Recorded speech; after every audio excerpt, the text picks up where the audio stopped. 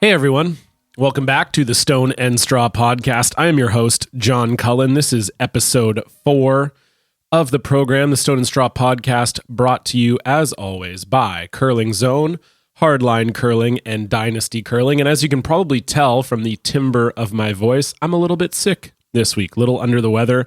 Not feeling too bad, but I had one of those situations where everyone on my curling team was sick. So I mean, you're just screwed at that point, right? For those of you that don't know, I play with Josh Barry, Team Barry, out of BC, with Sebastian Robillard and Jay Wakefield. And yes, it all started, Sebastian got sick first because his kid was sick, and he got it from his kid, and then I think he gave it to Jay. Jay's wife's also an elementary school teacher, so their house is full of germs probably all the time. Then Josh got sick. So last weekend, it was like Sebastian was better, but still the tail end of that. Jay was at the tail end of his. Josh is at the tail end of his. They're all just contagious as hell, conspiring against me. So I got sick.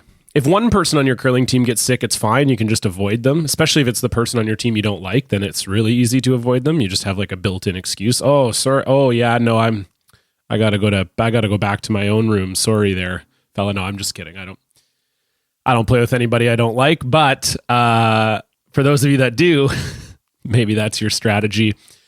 This week is a pretty special episode. I was joined by Cheryl Bernard, and Cheryl is someone I didn't really know that well going into doing this episode. I think with Mark and Chelsea and John, I kind of knew them all quite well before. I had relationships with them before doing the podcast with them, so that made it maybe in a sense a little bit easier. With Cheryl, we our paths have crossed a couple of times, but I definitely don't know her super well.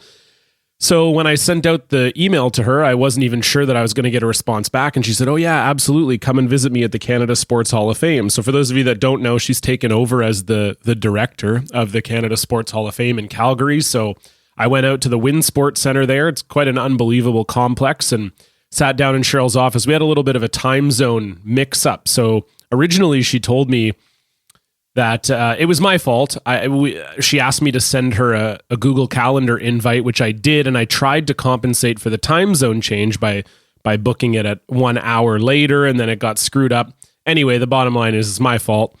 So I got there late, and she said, "Oh, I might only have half an hour." And then I think the chat just got so good that we decided to keep it running later. So this is a really good one. I mean, Cheryl was obviously a part of Team Homan at this year's Olympics. So obviously we touched on that. We talked about how that relates to her own Olympic experience. And I know that she's talked about it quite a bit, and she alludes to that a little bit when she's given keynote speeches and stuff like that before, how she's talked about the silver medal at the 2010 games and how that affected her life and her career moving forward. But I don't know that she's ever really gotten into detail about it outside of that keynote. So it was really cool just to hear about that. I certainly hadn't heard about it anyway. So it was really cool to hear about that from her. She just has a super unique perspective on it. And anyone that you talk to about Cheryl just talks about what a special woman she is and how great of a teammate she is and how fantastic of a person she is. So I was super looking forward to talking to her, and she did not disappoint. This episode, just absolutely fantastic, and something that I think is going to really open some people's eyes to kind of exactly how we treat curling in this country. And I kind of talked about that a little bit with Mark Kennedy as well. And it's something that we definitely can all, I think, learn from. I think in this country, we get a little bit too obsessed with our results in curling, and sometimes we forget that these are human beings and they're trying their best. No one's trying to lose, and I think sometimes we can lose sight of that. And so Cheryl offers some great perspective, and this episode was just fantastic. I know you're all going to enjoy it. And speaking of that, thank you all so much for the feedback on the Mark Kennedy episode. I got so many amazing notes, and to have like top level curlers like Scott Pfeiffer and Steve Laycock and people like that just sharing it and saying how much they enjoyed it. It really means so much to me. When I started this podcast, that was the whole goal, was just to have curling be talked about, and these interviews being given in a bit of a different way than maybe had been done before. Not that nobody's ever done it before. I never try to say that, but just, I think that a lot of curlers have some amazing stories to tell. And so it means so much to me when I get that type of feedback that people are really loving these interviews just as much as I've been enjoying doing them. And I really appreciate it. We had our biggest download day ever when the Mark Kennedy episode came out. And that means so much to me. So if you do continue to enjoy this podcast, please share us around. We're on Twitter at Stone Straw Pod. I'm on Twitter at Cullen the Curler. Just tell your friends about it. That's the way that this podcast is going to grow. I know that most of you are probably curlers. You probably got curling teams, curling leagues. If you're enjoying the podcast, tell your friends. Maybe they don't even know what a podcast is. Maybe this can be their gateway podcast and open them up into the wide world of podcasting, which is my favorite medium now. I absolutely love consuming podcasts from all different genres. So you could be the breakthrough for someone, not only from the curling side of things, but also just in general, in podcasts in general. And there are so many great curling podcasts too. I think we're in a great spot when it comes to curling media and curling podcasts in particular. So now is a great time to get on that bandwagon. So thanks again to you. If you're out there and you've shared the episodes with your friends, you've shared it on Twitter, on Facebook, Instagram, wherever you do it. Peach, that was a social media thing for a minute, right? Maybe you're sharing it on Peach. That's great too. I don't care. But just try and get that word out. It just means so much to me and to curling in general. I think it encourages more and more people to do this kind of thing. And I think that that's the most important thing that there is. Okay, I'm rambling once again. I need someone. This is what happens when you have to do these intros by yourself. I don't have anyone looking at me like, okay, John, that's enough. So I'm just pretending that someone is glaring at me right now being like, okay, you talked about Cheryl Bernard and how great it is. Let's get to it. All right, without any further ado, this is Cheryl Bernard. This episode is brought to you by Hardline Curling Supplies, and I'm happy that it is brought by Hardline Curling Supplies because I'm a Hardline Nation member. My team's been using Hardline for the last 5 years. We were onto Hardline products before they were even on Dragon's Den. Can you believe that? Ice Pad. It's the most technologically advanced brush on the market. You don't believe me? 7 of the top 9 men's teams and 10 of the top 15 women's teams in the world are all using this brush. Kevin Cooey, Brad Gushu, Nicholas Adine, Anna Hasselborg, Reed Carruthers, Chelsea Carey, Mike McEwen, the list goes on and on. And they're great for the rec curler too. Don't just think, oh, I club curl, it's not good enough for me. It's phenomenal for you. It helps with your shoulders. You can use it for over 100 games. When your head wears out, you just throw it in the wash and you can use it again. It saves you money. It helps the environment. And they got a lot of great products too. They've got the best pants. Are you one of those cold curlers who's always complaining about how you're cold? Well, guess what? They've got super comfy and warm pants. They've got great shoes, shirts, helmets, broom bags, whatever you need. And if you were looking for that best delivery aid on the planet, that's Reed Carruthers Pro Slide, which you can get exclusively from Hardline Curling. It's guaranteed for life. Your one-stop shop for all your curling needs. So visit Hardline at www.hardlinecurling.com or go to any one of the 120 Hardline retailers around the world and get your products today. All right, so tell me where we are, Cheryl, because I know you said before we even started talking, you're like, let's talk about this. So where am I doing? This has been a fun tour for me. I've been going all over Alberta, and where am I right now? Yes, your final resting place. We are. Maybe if things go really well over the next 10 years or so. You might end up here. Yeah. We are inside Canada's Sports Hall of Fame at Winsport Winter Park here in Calgary, Alberta. We're doing it. This is it. So this is your new job. It is. You're the woman. Yeah, you're on top. It was a cool opportunity when they came to me and said, you know, we'd like you to consider the CEO position for Canada Sports Hall of Fame. First of all, I figured this may be the only way I get in here. So I thought, why not? This is I want the Cheryl Bernard wing when I'm done here. When I'm all finished. So, I went through a pretty good interview process to get through here to show them what my vision would be going forward with this hall. And the board was all over it. And I jumped on board June 4th. It has been a steep learning curve. I go to bed by about 8 o'clock every night drooling. I'm exhausted. But you know what? It's a passion. It's talking about sports. It's celebrating our Canadian sports heroes, which that's a pretty amazing opportunity for me. And I think sports and the stories of sport shape our Canadian identity. They form our country and they unite people. I've watched it all my life, watching sports fans unite. It doesn't matter what politics you believe in, what religion, what color you are, you unite around sports. And so I love that. And I always want to share those stories. So how did this come about for you? Because, I sort of felt like broadcasting obviously seemed like a great fit for you. You got right in there. Linda retired and you were right there. And it kind of seemed like, okay, this is going to be Cheryl's job for the next however long, and now you're here. So how does this even come about happening? Was there some preliminary discussions where people were like, would you be interested in this, or how did it all start? Yeah, I was approached actually by a headhunting firm that said, we are looking on behalf of the Sports Hall of Fame. Could we sit down and talk? And so my initial conversations with them was, I have this TSM position and that's not something I really want to give up. I love it. Yeah. And so they went back to the Sports Hall of Fame board and discussed it with the board. And the board felt like there was some really good synergy between TSN, the sports, the Hall of Fame, and that because of the team that I have here, which is incredible, I could do both. Now, that being said, I'll see what kind of shape I am at the end of this year, but I can work on the road. I mean, the broadcasting is, some of it's just, we do the Canada Cup, and that's 5 days, and then we get a break, and then we do the skins, and then so the longest and the hardest stretch is when we do the Scotties, the Brier, the Worlds, and the Worlds. Yeah. So I've talked to my team here. They're all over supporting it. I think I've got a lot of people that will be willing to step up when I'm kind of on the road doing that. And you can work from the road these days. It's not that difficult. And I think there'll be some understanding. And again, I agree with the board, the synergy with the TSN, Sportsnet, all the different bodies.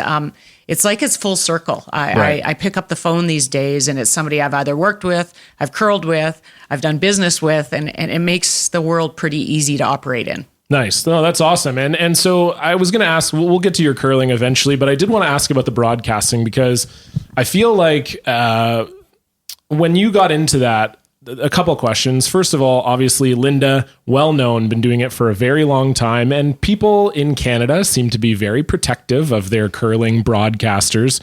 So the first question I want to ask is what was that transition like when you first started? Did you feel a kind of pressure or a sort of to fill Linda's shoes, or maybe not do that specifically, but did you feel a kind of pressure? Did you feel like people had these expectations for you that were difficult to manage at first? I think I always go back to an athlete. I think it's you're your own worst enemy, and it's your own perceived expectations. So I did right away think, I was watching Linda and thinking, well, she was excellent. Everybody loved her. I need to be like that. And that puts expectations. That starts to create somebody that you're not you. So I had the best conversation with two people, Scott Higgins, who's our head producer at TSN, and Russ Howard. And Scott and Russ both said to me, you need to just be yourself. They hired you because you're you. They didn't hire you to replace Linda in the sense they want another Linda. It's time for something different as well. So be you on air. And so that was the best advice I got from both of them. And I really tried to do that. Now, that being said, I'm very much a student. And so I said to them, can I have some training? Like, is there training before we go on air? No, let's just get on air here. Just do it. I'll never forget, I drove to Camrose, was the first event, and it was the Canada Cup in Camrose. I knew nothing. They trained me in nothing. And I don't know if I said 10 words that broadcast, the first one, because I didn't even know what to do. And I give Vic and Russ a lot of credit because they kind of handheld me through it, and they'd ask a lot of questions and I would answer the questions, but that's what I'd always been. I'd been an athlete. So all I did was answer questions. I didn't pose questions. I didn't give my thoughts on strategy as far as, to the public. I just answered questions to the media. So it was interesting over time that you develop into who you are. And I talked to Scott Higgins a couple years after, and he gave me a really good pat in the back. And he said, you guys as a team, it's an incredible fit. And I said, but why didn't you train? He goes, I'll tell you why now. Because if we train you, you're not who you are. And he said, and we also can't train chemistry. So if it wasn't going to work with the three of you, it wasn't going to work. Right. So, and chemistry is something you can't train into a team. You can't train it into a broadcast team. It's either going to be there or it's not. And so those teams disband and you find somebody else that fits. So I got it 2 years later, I understood the whole concept, and now it's so easy. It's fun. It's sitting up there. It's with two of my very closest friends, and it's talking curling, and you forget you're on air. Right. Which can be a problem at times. Yeah. Yes. Yeah. When you're like, oh, right, I can't say what I'm thinking about that person / shot. Yes. / Yeah. No, I understand. Now, did you also feel like, I know that there's been a lot written, especially recently, about broadcasting as a woman. And I feel like curling is maybe a little bit different because men's and women's events are so intertwined, but there seems to be this sense that in order to become respected as a female broadcaster, a female journalist, that you almost have to like prove yourself, that there has to be this time, like Doris Burke talks about that, especially like she's now one of the most respected basketball analysts, but it took her, so she felt like, I had to prove myself for so long before people respected me. Did you feel that as well in curling, or is it different? I felt that in life. I felt that in business when I started an insurance business when I was 23. I felt like and I will say this, I think I had to work harder, prove myself more probably than a male counterpart did. I felt like that in curling. I felt like you had to work a little harder. You had to do a little bit more. Sponsorships weren't as easy. And I felt like that when I got in the booth too, that's just what you have to do, but I'm okay with that. Right. I actually think it makes you better. I think, even stepping into this role at 52 years of age, I walk into this and I feel like I have something I have to prove. And you'd think that would go away when you get old and mature, but right. It doesn't. But I don't think it's a bad thing. I think it's good. I think it's made me competitive. I think it's made me stand out a little bit. I think it's made me want to be better and never just take anything for granted. Fair enough. We're going to go back a little bit in your career, but I want to stay on this train just a little bit. I don't want to have to talk about the Olympics this year too much, because I know you're a bit of an outsider on that team, and well, not an outsider, but you were, came in late and whatever. Yeah. But did you feel, because I really felt, and I wanted to ask you about this, that was something I saw happening a lot this year with the Olympics when Team Homan started to struggle. It felt like the piling on was so much more than a male team might have faced. Do you agree with that statement or not? Like, it just seemed to me like people's expectations of women in sport, especially, it just seemed like, they're really not doing it. And it's almost like, it just seemed like everyone had an opinion about that. And I know it's Canada, it's curling. Obviously people have certain expectations no matter what gender you are, but it just felt like there was maybe even a little bit more.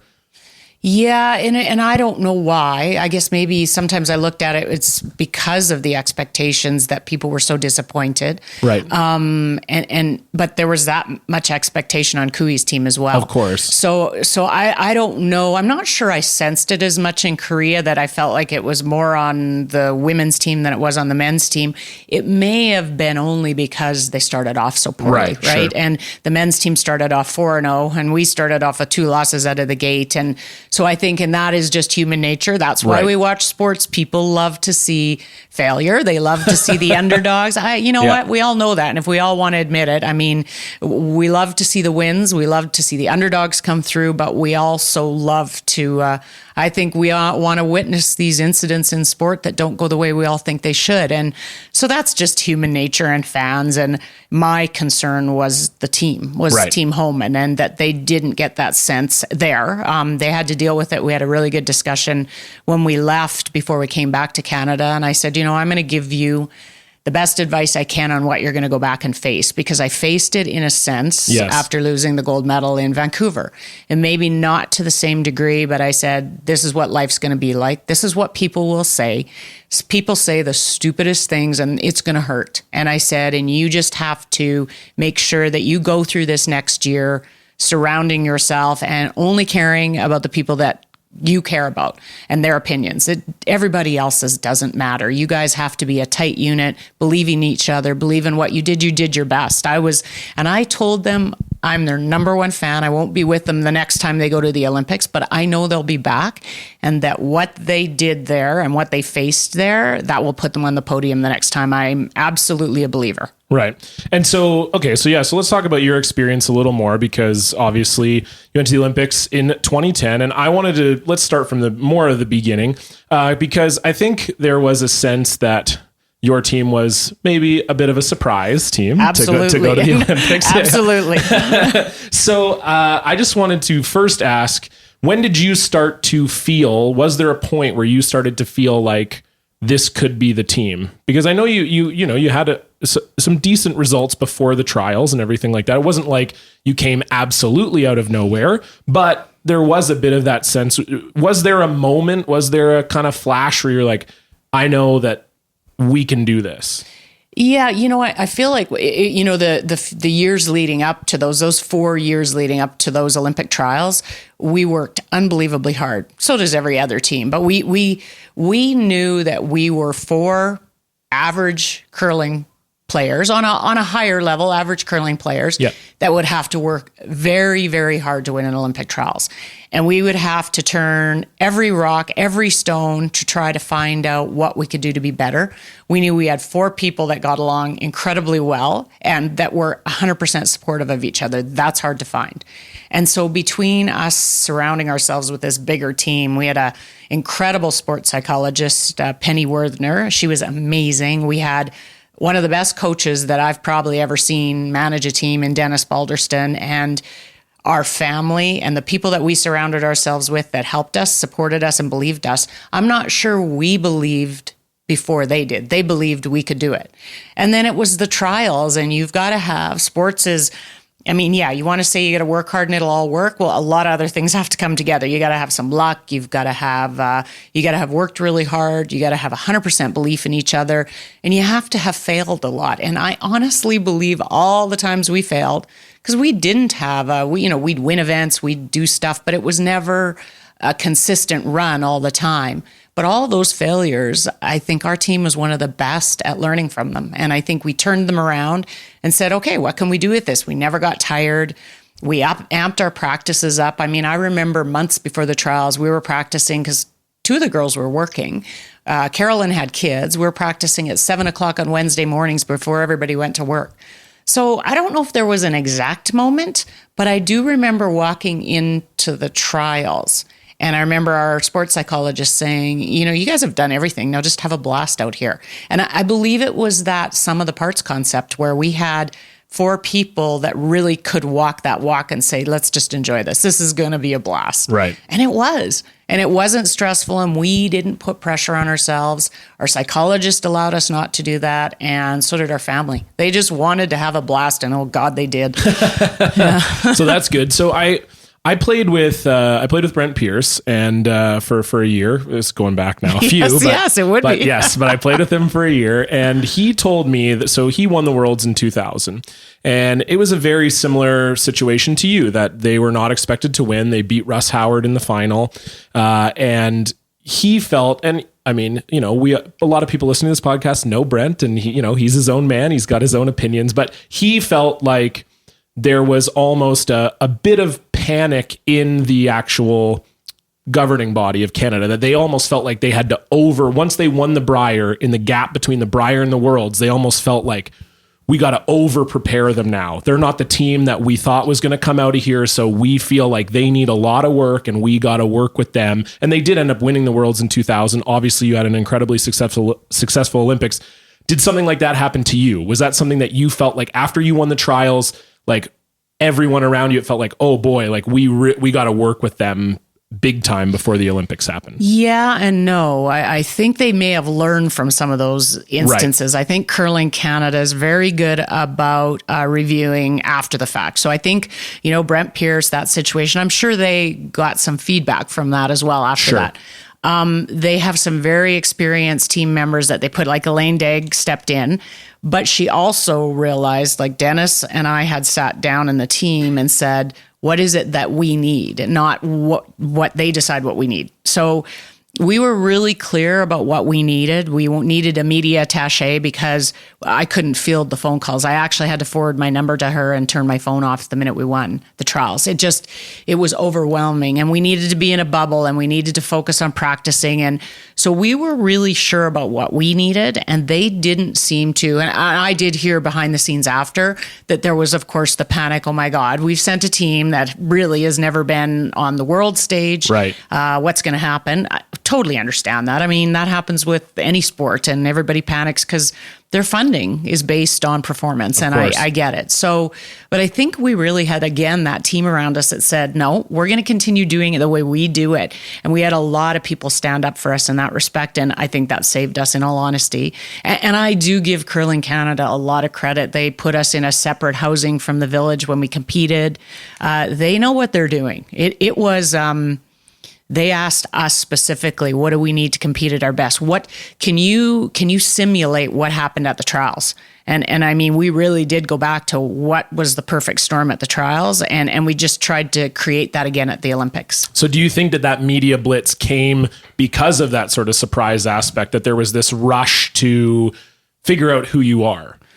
I think, yes, for sure. Want to know who you are, who's this team, get to know them. We weren't somebody that had been in the front of the media all the time, local media, but I also think the media blitz was because the Olympics were in Canada. Right. It was crazy. I mean, even I got to compare Korea and Canada, and it was just its own beast. I've talked to Mark Kennedy, Ben Hebert about it. We all agreed it just is a different animal, and I didn't really understand it. We even kind of thought, oh, God, we're going to Vancouver, like an hour flight. We're not going to Torino, or we're not going anywhere cool like that, until we got there. And there were athletes that had postponed retirement just to play one Olympics in their own country. And then it hits you, which was the harder part, right? You're in Canada and you are rock stars in Vancouver. You can't go out without a security guard with you. It was, for us, it was a complete change in who and what we were. And, I will say this, I think it's so good that we're all really grounded people. None of us, we all thought it was really cool, but we also knew who we were. We're just curlers. And honestly, in a month's time, we'll go back, and my husband will want me to empty the dishwasher, and Carolyn's kids will want her to drive her to school. And, life just goes back. You got to remember, this is a brief moment, and you're going to get some keynotes out of it. It's going to be cool. We want a neat medal, but remember that stuff, right? And so when you got to the Olympics, because like you said, you didn't have world experience, you're probably one of the few, if not the only Canadian team that's gone to the Olympics without that world experience. Maybe Mike Harris in 98, maybe the only other one I can think of. So what is that like? How did you make that not overwhelming for you? Yeah, well, the great thing is, and again, I go back to Curling Canada, they do know what they're doing, but they, sent us to Europe. We played in some spiels. So really, we knew those teams. We'd played them.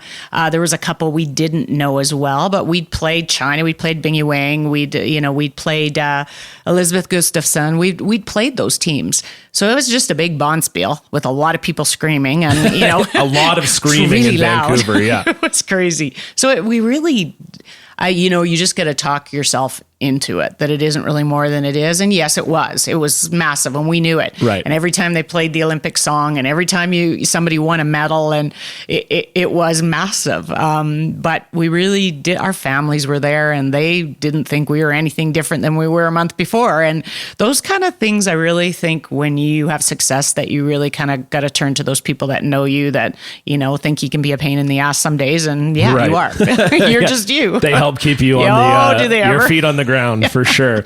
Now I've been doing this podcast now. This is my 4th episode, and I've told a lot of people in curling that, who I'm interviewing, and whenever your name comes up, one thing that people always say is, first of all, that you're a great person, and that also that you were such a great teammate. That's something that gets talked about a lot. And I feel like, I don't want to throw skips under the bus, but I do feel like that's a bit rare for a skip. I feel like it's, and that's not to say that there aren't skips who are great teammates, but it feels like on a lot of curling teams, the skip they got to be their own person, and they have to do their own thing to be successful. It's an extremely demanding position.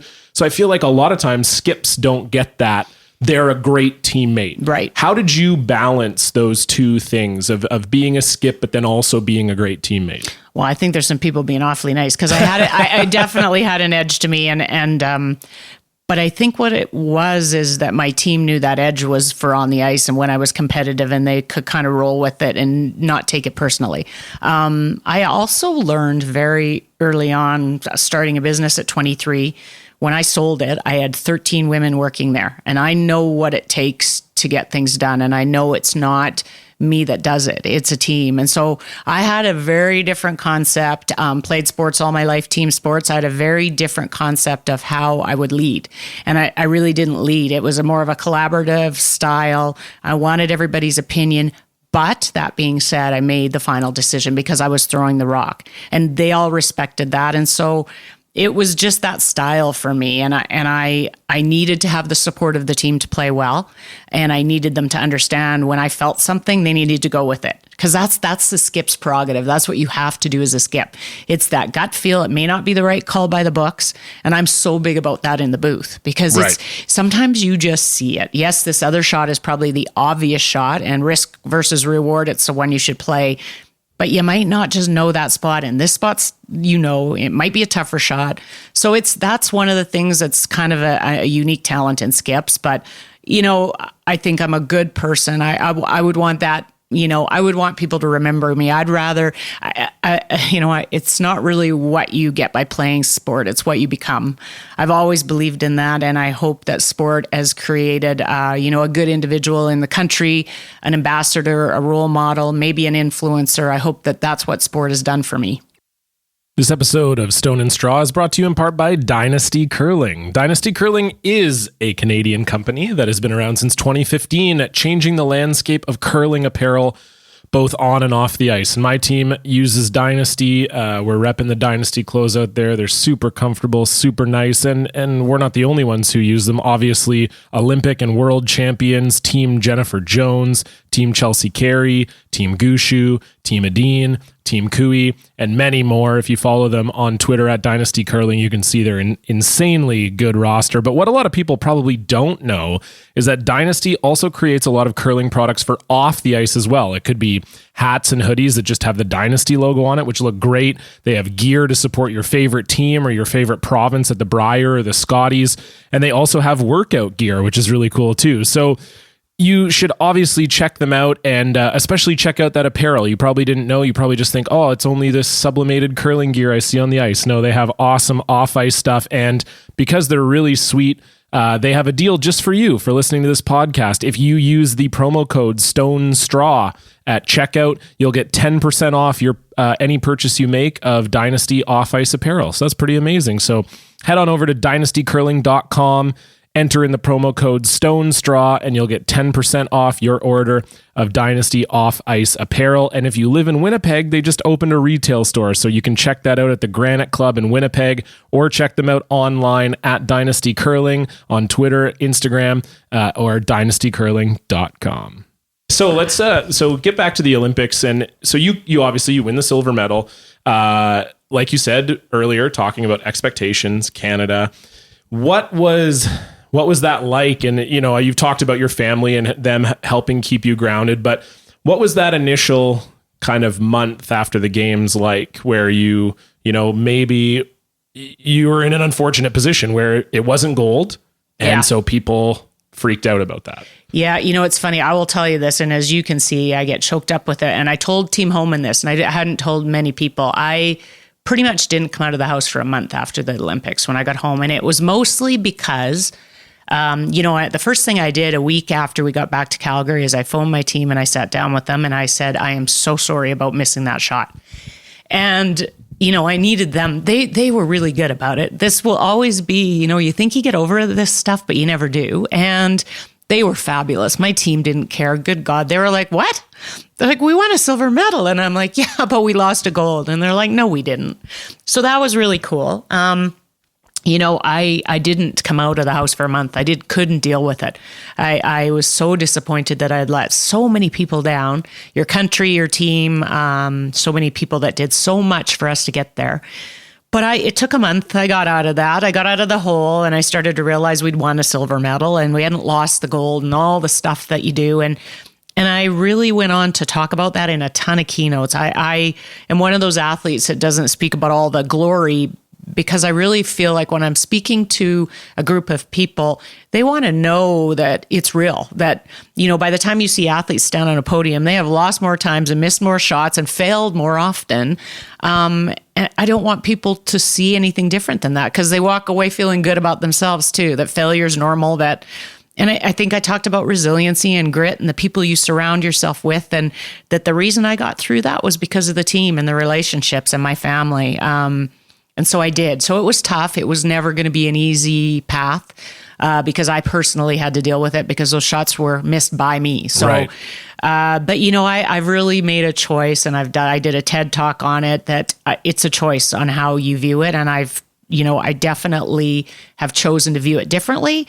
Does it hurt any less? Absolutely not. And God, how many years has it been? And I still get choked up. Yeah. Yeah. No, it's been 8 years. I mean, I know. Well, it was because I just interviewed Mark Kennedy yesterday. And so he was talking obviously about their experience this year and kind of having some similar things. And he said something that was interesting to me. So, because I was sort of leading him into saying, like, do you think that that's a bit of a flaw in our way of thinking as Canadian curling fans, that, it's gold or nothing? And especially now, I mean, I feel like 2010, there were still a couple free spaces on not free spaces, but, there were a couple teams that you went in there and you knew that 9.8 times out of 10, you're going to beat that team. Right. 2018, that doesn't exist anymore on either side of the game. So do you think that, but even in 2010, it still seemed like, there are teams that are competing at the very, very highest level, and they are very good teams. Like, do you feel like that's a flaw? Because Mark said he doesn't think so. He thinks that that's what makes our country great, and that's what makes us so good at curling, is that we have these expectations. Is that something that you would agree with, or do you think that it's maybe something that people need to come around on a little bit? Yeah, I'm a little, other countries are very, very, very good. I think that's really part of what's happened here. And we've been at the top for so long, and I'm always a believer. You're standing on the top of this mountain, and it's really hard to stay up there. Everybody is working so hard because they see where they want to be. And you have to find ways to stay at the top. And what are you chasing? You're already there, right? So I feel like it was a good reminder for Canada that we're going to have to work maybe a little bit harder. I don't know that I think that the expectations is an issue. I think it's good to have expectations that Canada should medal. I'm not sure I think we should have expectations that Canada should be a gold medal. I think that's really kind of putting down some of the other countries and the talent and the work they have. There's a few things I've looked at where I think that some of the countries that got to name their Olympic team quite a ways out gave them a lot of chance to be ready. I watched Korea come out of nowhere, the Korean women's team at the Korean Olympics. They had their team named long before. They'd worked through this process. They knew exactly what they were going to do when they got here. Our teams are named in December, and I will tell you, from then to the Olympics is a whirlwind. And it's media, it's events, it's send-offs, it's practice, and I think that's really tough sometimes. It's no excuse because lots of teams, Jones' team did it, they went there, but it is difficult, and I think sometimes those teams have had some advantages. So is that a change that you would make if you were in charge? Because Mark actually said he doesn't think so. He thinks that the trials are at the exact right time, that you want the hottest team going into the Olympics, and that he felt like it was enough time to prepare for the Olympics. Obviously you don't. Is that, so if you could make only one change, is that the one change you would make? And when would you put the trials? Yeah, I would. I would definitely make that. And I think it's for a variety of reasons, because if you do get a team like us that had never been before, it's even more of a whirlwind. And Holman's team had not been before, although they'd had so much world experience. But I would look at putting it a month or two earlier. You've already got some time to warm up. Because peaking for two massive events in that short a period of time, I'm not always... Now, we've done it. Or three if you come out of the pre-trials. 3, right? And we've done it in spite of ourselves. I don't think we've done... I think those days might go away that we do it in spite of ourselves. So they kind of did this year. We didn't win a medal. Right. So this might have been what we go... Now, I don't know if they'll change a lot. That was one of my recommendations, that give them just a little more time. It's hectic. It's crazy.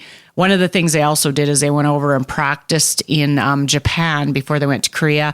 I'm not sure that needed to be added in there. That might have been tough.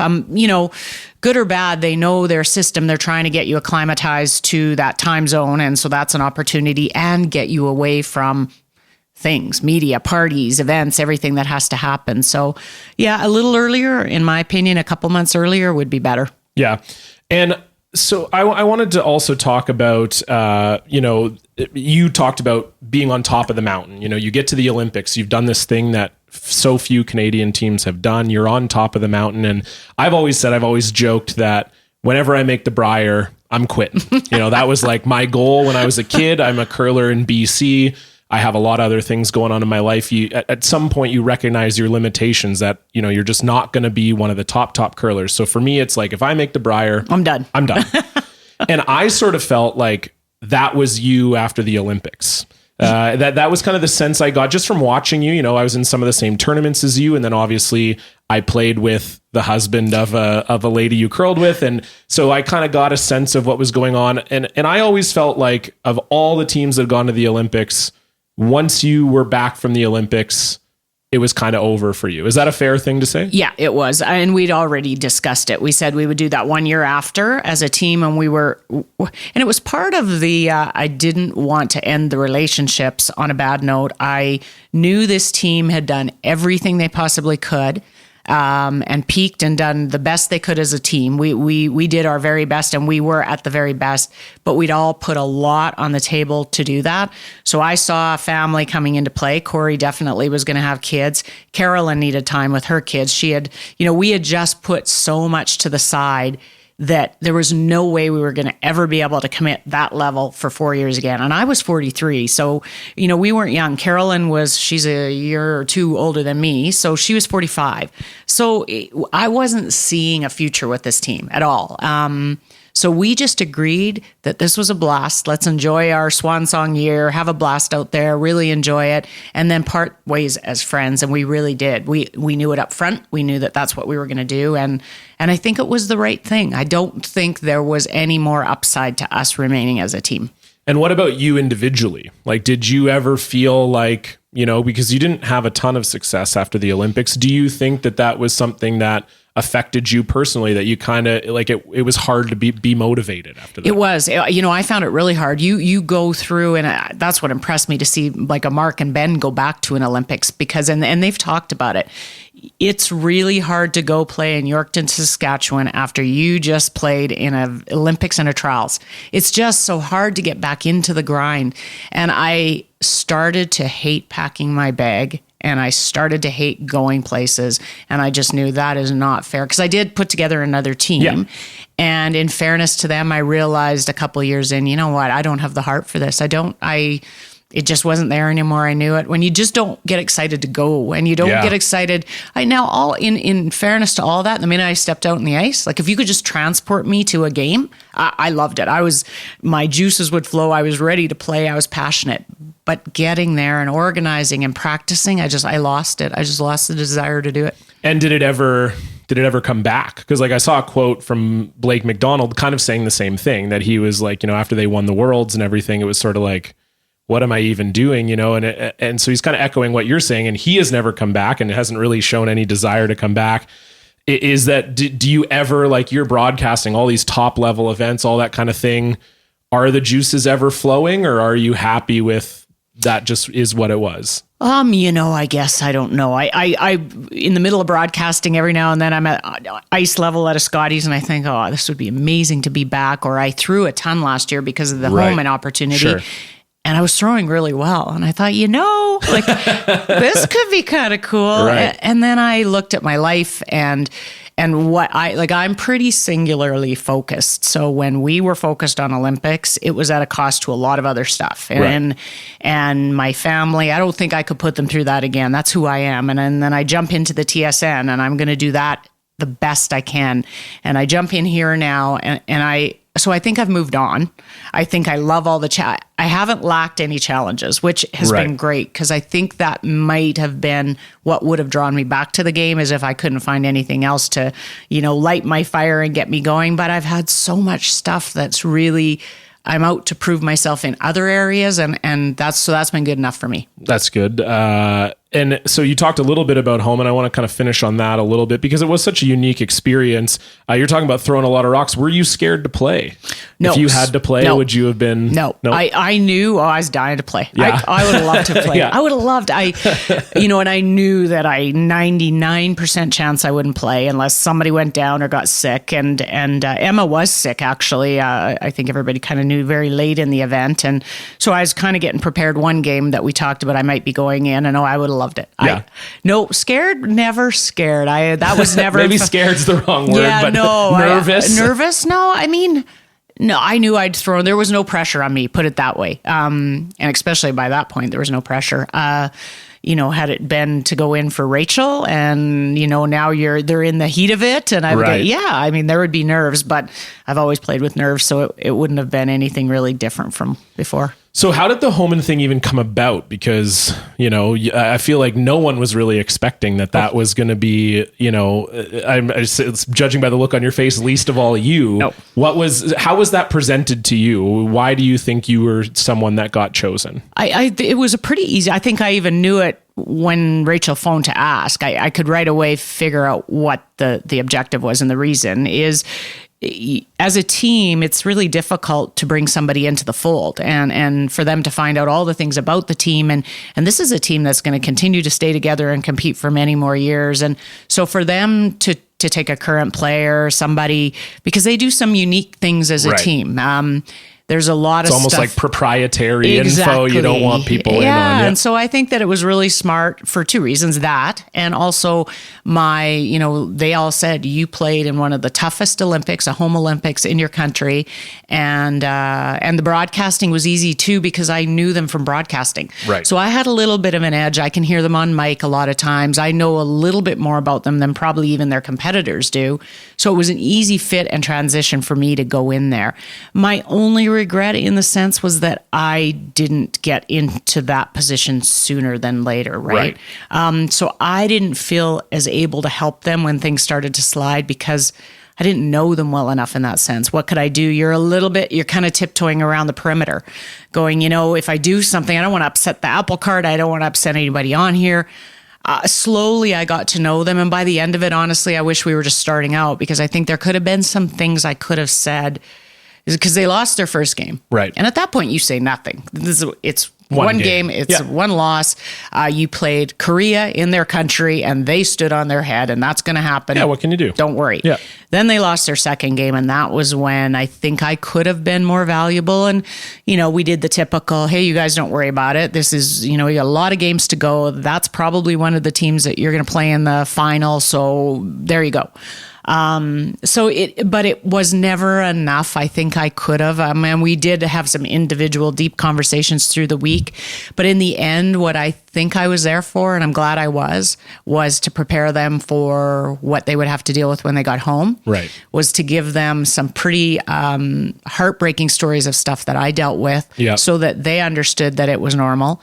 And I think to pump them up and tell them who they were and that they would be back and that I believe in that. Not that that's the end all be all, but watching them function there, I know they'll be back. And so I really think in the end that I was there for a different reason. Sounds kind of corny, but I do. And I hope I helped them that way. Right. Yeah. It's funny. You answered actually a lot of the questions I had because I felt like that would be such a hard thing being a brand new, you look at Emma and Rachel and Lisa have played together for like a decade. Yeah. And Joanne's been on the team for 4 years and Adam had been with them for several years at that point. Like it's got to be so hard. You're almost would feel like you're in a different room at times, just sort of being like, oh, how do I talk here? Yes. I tried to walk the line between being a teammate and a coaching role and a mentor and and I think I was asked because I can do that too. I think, I have the ability to understand timing pretty well. And so I think I did it well. I wish I could have done more. We all do, but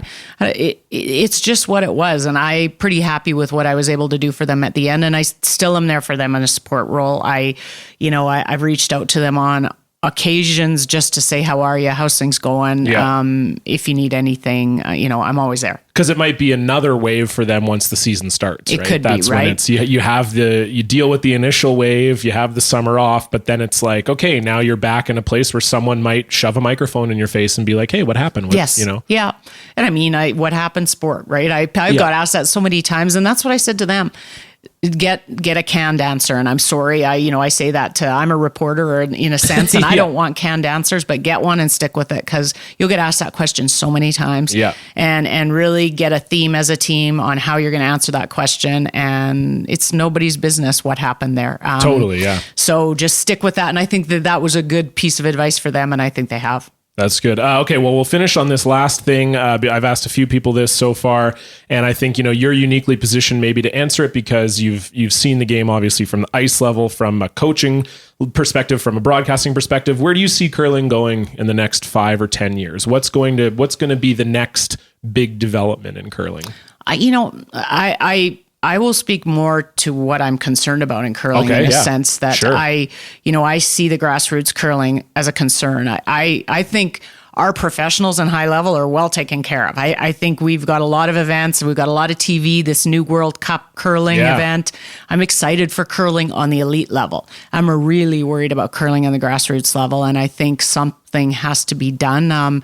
Teams aren't signing up to play the Brier and play their provincials to get to the Brier or the Scotties anymore. And I'm not nostalgic in the sense, but I do miss the days when the provincial playdowns were a ton of teams fighting it out to get there. And, I was part of the group that in Alberta that actually wanted to get buys for teams into the provincial championships because we played all the time and we were worn out and we wanted, based on points on the Alberta tour, to get in there. But then what I think that created was teams that were entering before going, why am I going to donate my $350 to get my ass kicked by? Totally. And Kevin Martin, they were on the same end. People started to drop off there. And so I don't know. I've said this a few times. I wonder if the Brier needs to be an amateur event. Yes, I understand that it may struggle with numbers for the first little bit, but maybe the elite teams don't get to play in the Brier. Maybe their Brier is the Canada Cup. That's the professional level. And the Canada Cup sends teams to the Worlds.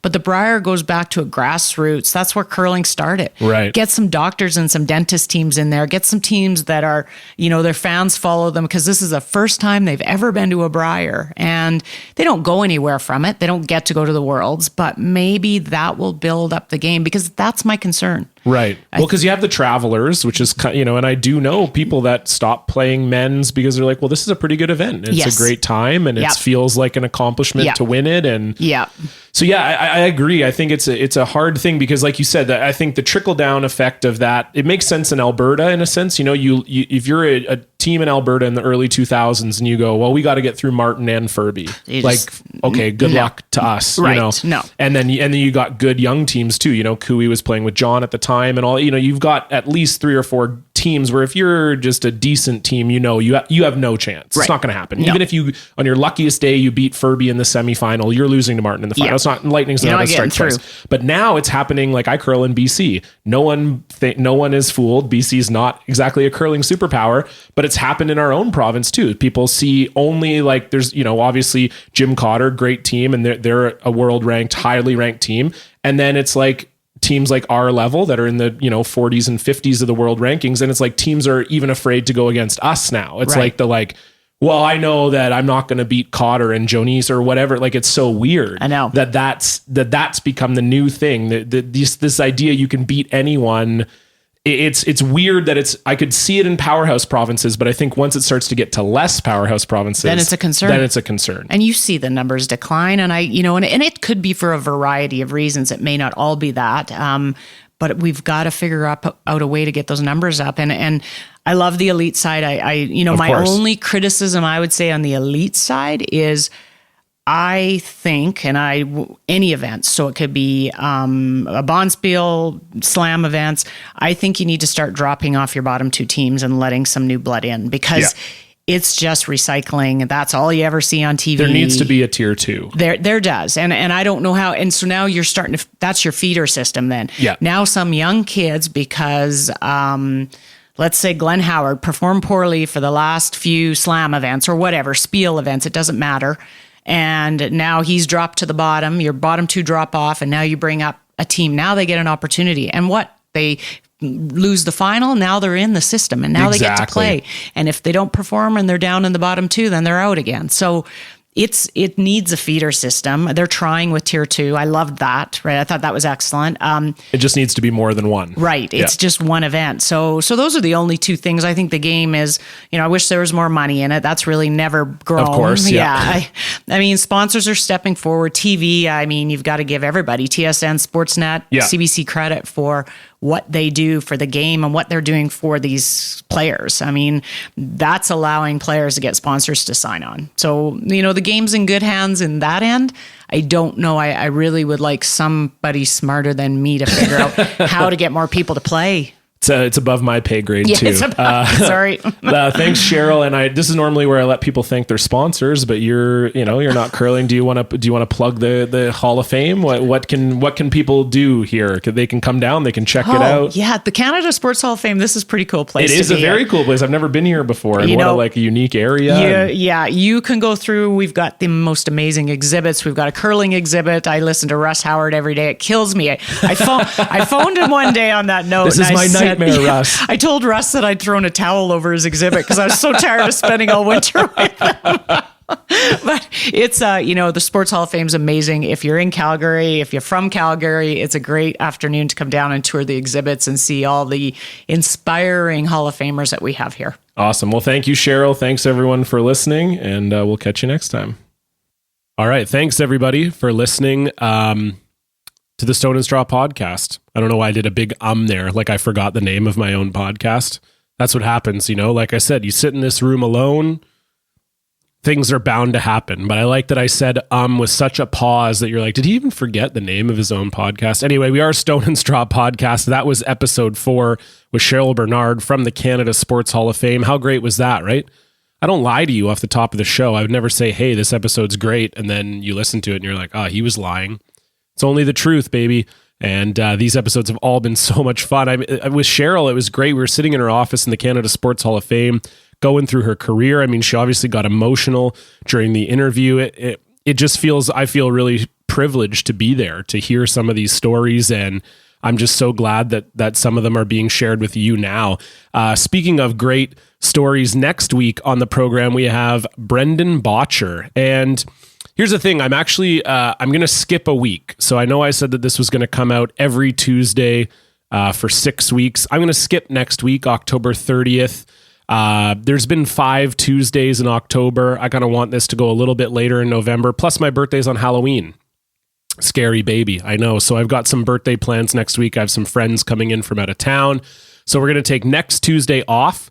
So that's October 30th. There won't be a new Stone and Straw, but there will be the week after that, November 6th, will be when the Brendan Botcher episode comes out. And I think a lot of people don't know Brendan super well. And I got to know him through doing Magical Question Fun Time with him. And I thought, this guy is such a smart guy, and he thinks about the game in a way that I don't think a lot of people think it. And I don't think a lot of people realize how well Brendan himself thinks the game. I think that's going to be an interview that's going to open a lot of people's eyes to just how special of a competitor and person Brendan is. So I'm really looking forward to getting that one out to you. So as I said, that's coming out November 6th. We'll be with Brendan Botcher.